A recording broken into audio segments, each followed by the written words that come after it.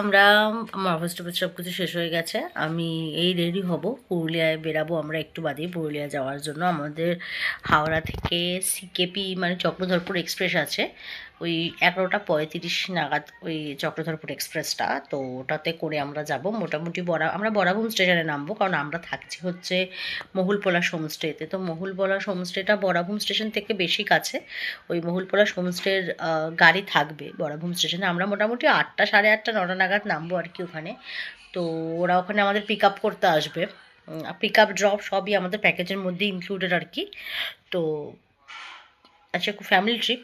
আশা করি সব প্যাকিং ট্যাকিং সব আমাদের রেডি। তো আশা করি খুব ভালো এক্সপিরিয়েন্স হবে। প্রচুর ব্লগ আর প্রচুর ভিডিও অ্যান্ড ফটোস শেয়ার করবো তোমাদের সাথে। তো চলো যাওয়া যাক।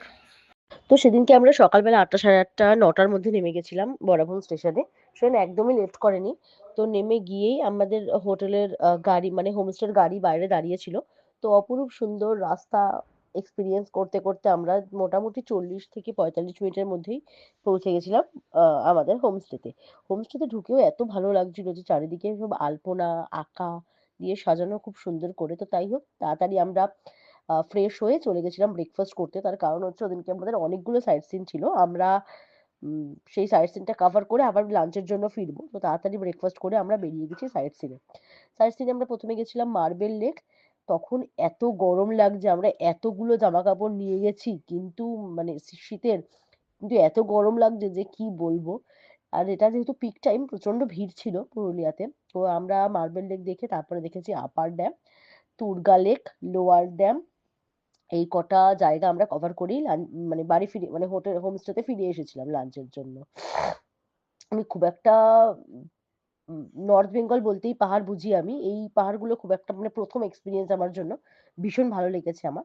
তো তারপরে হোটেলে হোমস্টেতে লাঞ্চ-টাঞ্চ করে আমরা চলে গেছিলাম বিকেলবেলা মুখোশগ্রাম দেখতে।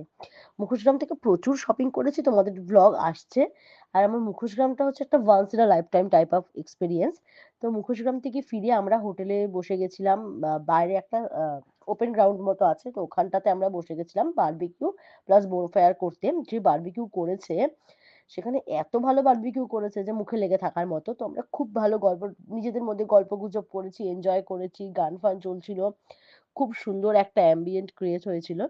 তো সেইসব করে আমরা রাত্রিবেলা ডিনার করে আজকের দিনটা শেষ করলাম। নেক্সট ভিডিওতে তোমাদের দেখাবো যে ডে 2 তে আমরা কি করলাম। আজকে তো ছিল ডে 1। তো আজকের মতো টাটা।